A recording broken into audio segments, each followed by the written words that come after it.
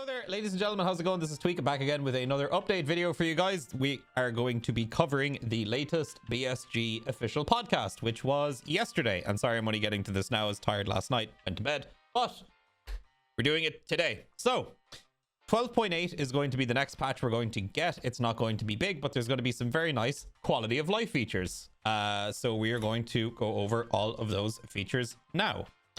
Patch notes should be out next week, hopefully. Nikita said the patch notes hopefully next week. So sometime next week, I guess we'll have the full-blown patch notes. We'll be able to take them down. I'll probably break them down because usually they don't mention everything on the podcast. So there'll be more information in the patch notes that we can go over, and I will make a video on that next week whenever the patch notes become available to us.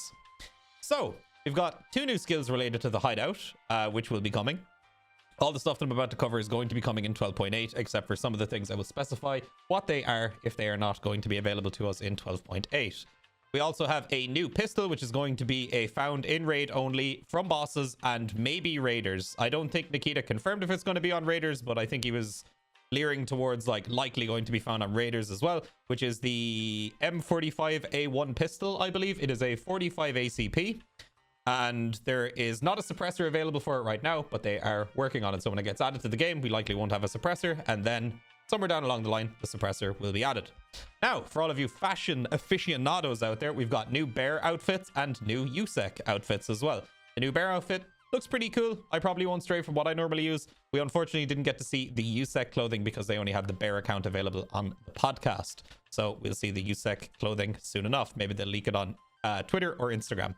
We also have a bunch of multicolored berets being added to the game. There is a ton of different colors that you can choose from. So if you like berets, they're finally in the game for you. At least they will be.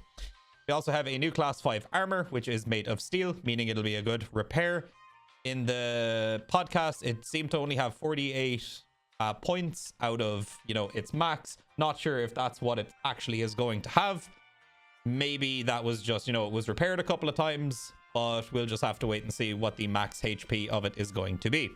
We also have a new rig coming in, the Thunderbolt Compact Chest Rig, which is going to be loot only. We also have the Backpack Transfer Tourist Backpack, which is going to be a new scav only backpack that can be found in raid and found on scavs, and likely you're going to be able to have it on your player scavs, which is a 12 slot backpack, I believe.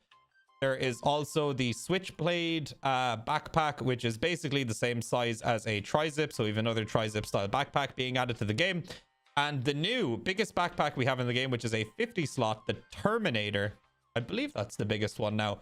But the Terminator, it's got an interesting layout. It's got a 5x5 on the top. And then you have 2 2x5 slots down on the bottom. So for guns or multiple helmets. Obviously, it's kind of hard to tell right now whether this backpack is going to take over the place of beta backpacks or like attack 2s, because those are kind of meta right now. So we're just going to have to see what it's like to use this, take it into a raid, get a couple of kills, see what gear we can put in there and what we can't. So Terminator backpack looks pretty cool. It's very, very big, but again, we're not going to know how effective it is until we get to try it out in the game. Now, ladies and gentlemen, I'm sorry to interrupt this video real quick, but I have a big announcement to make. For those of you that didn't see it yesterday, I am now officially sponsored by MSI, which is absolutely sick. Now, before you click off this, listen to me. Down in the description, there is a link to a Gleam giveaway. I am giving away a gaming PC. It has a 1070, an i7 7700K. It's got all of the juicy, spicy stuff that you would love inside it. So if you want to win a free PC that'll be perfect to slap a 3080 or a 3070 into, make sure you click the link down in the description. Now, MSI didn't stop there. They also sent me this PC, which is the same size as the one that we're giving away.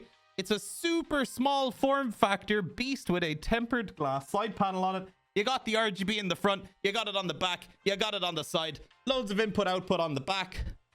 Lots of ventilation and lots of pretty lights. This beast packs a 2080 Super, a 10900K, 64 gigs of RAM, and 4 terabytes of storage space. There will be more information to this PC down in the link in the description if you want to check it out and you're looking for a small form factor PC. And that's not all. They actually also sent me one of their Vigor GK50 Elite mechanical gaming keyboards. This keyboard has pretty much no flex to it.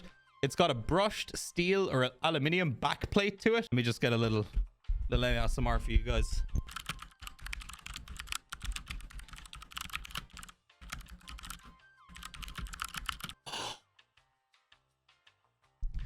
So as you can hear, it sounds absolutely delicious.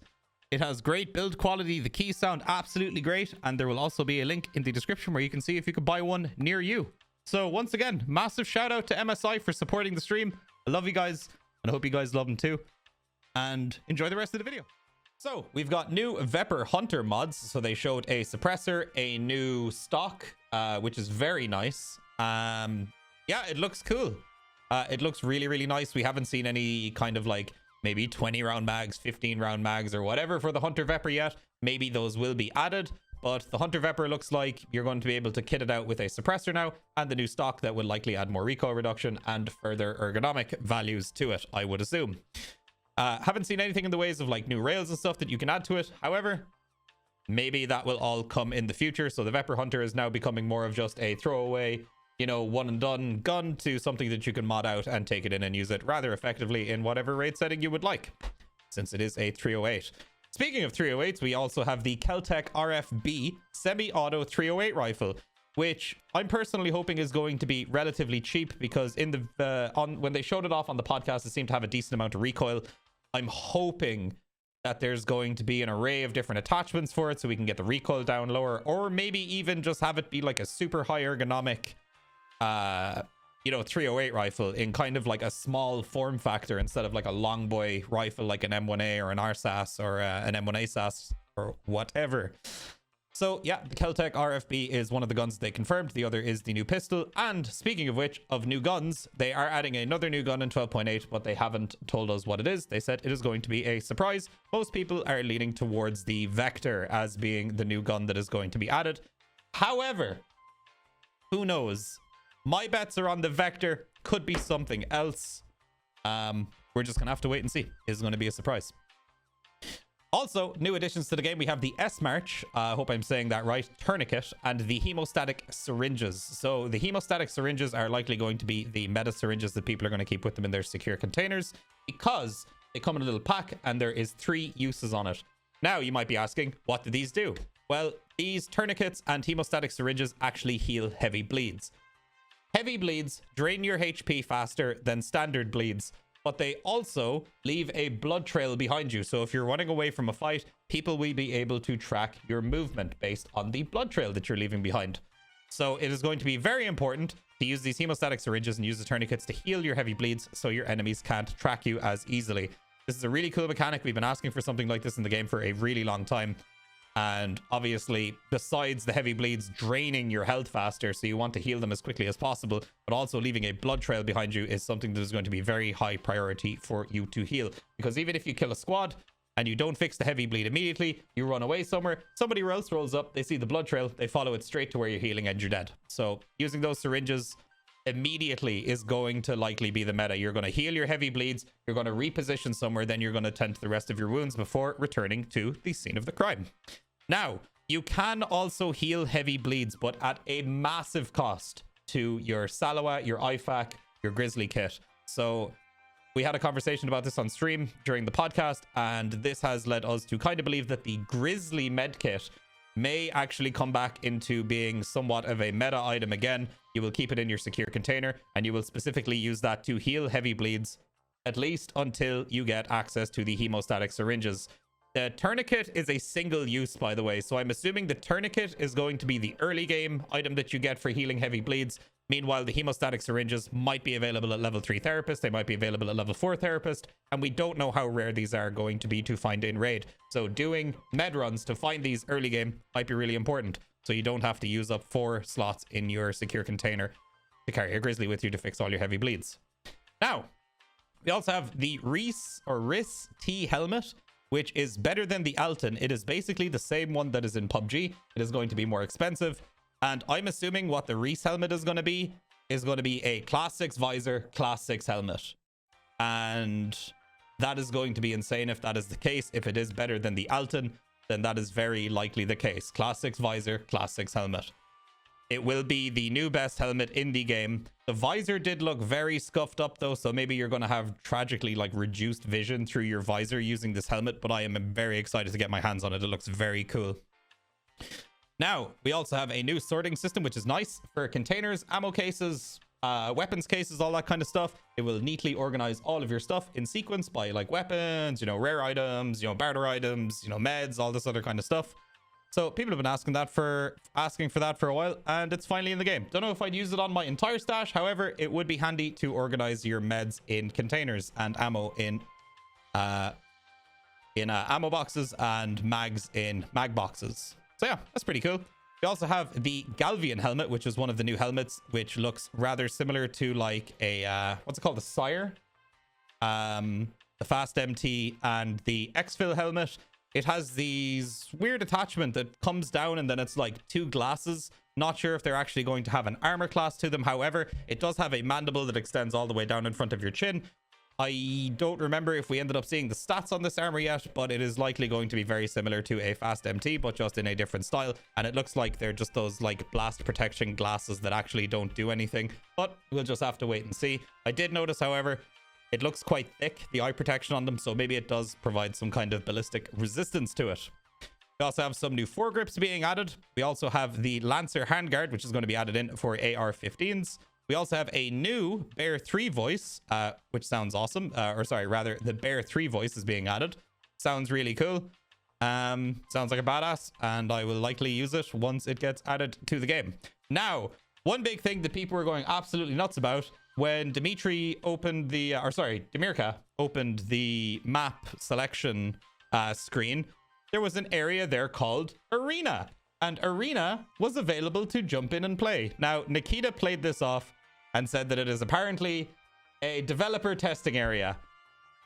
I think that might be bullshit, and I think they are actively working on the Arena, and I think we may see it sooner rather than later. But that is just my guess. I could be completely wrong, but it's always fun to conspiracy theory over this stuff and get your tinfoil hats on. So, Arena, maybe it's not Arena, maybe it is, and maybe they're actively working on it right now, and maybe we will see some more teasers for it soon. So, I'm hoping that's the case.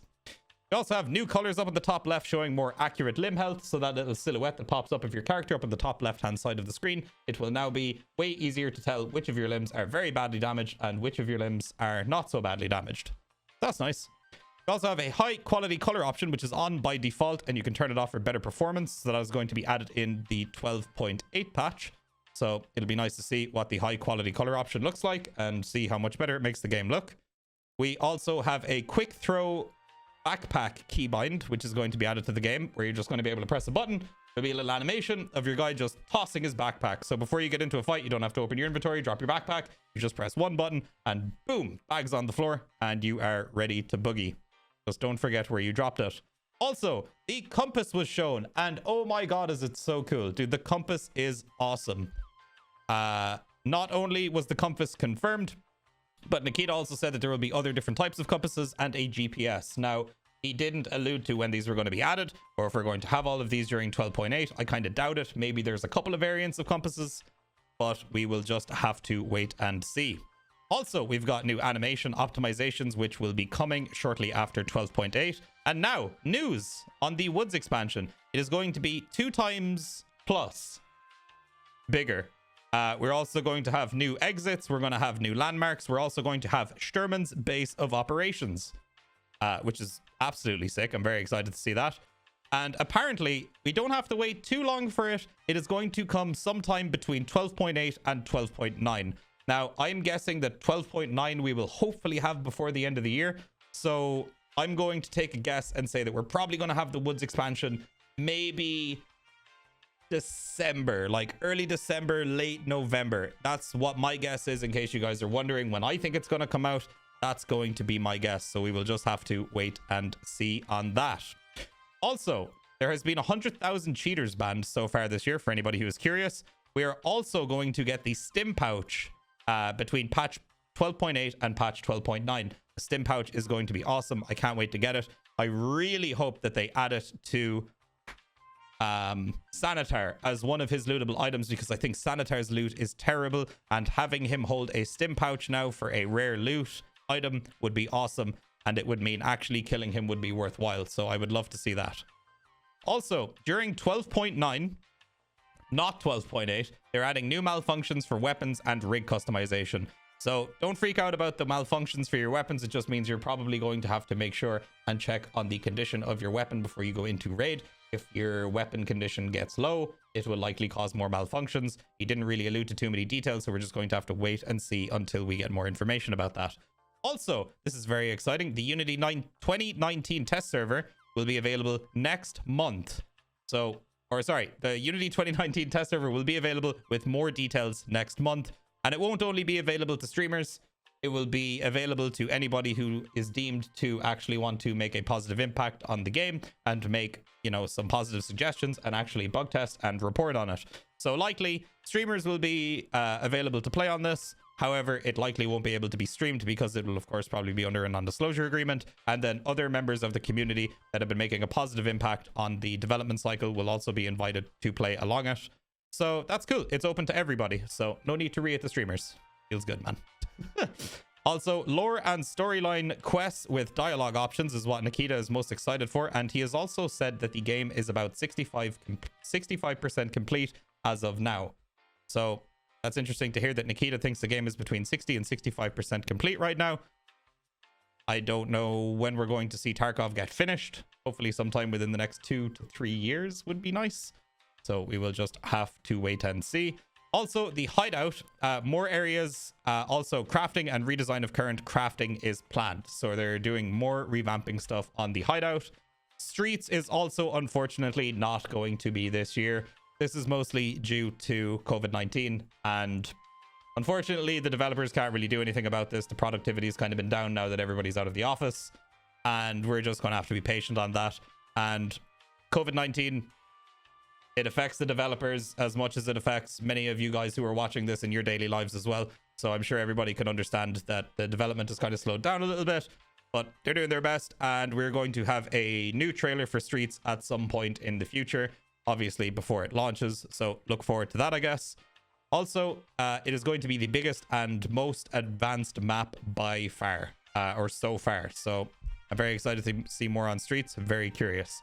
Also, private servers for competitions are almost ready. So streamers, be relieved. Sigma, be relieved. You may have private servers coming to you soon.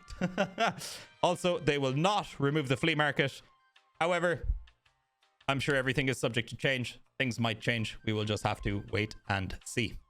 After 12.8, they will also have a forum for bug reports and issues.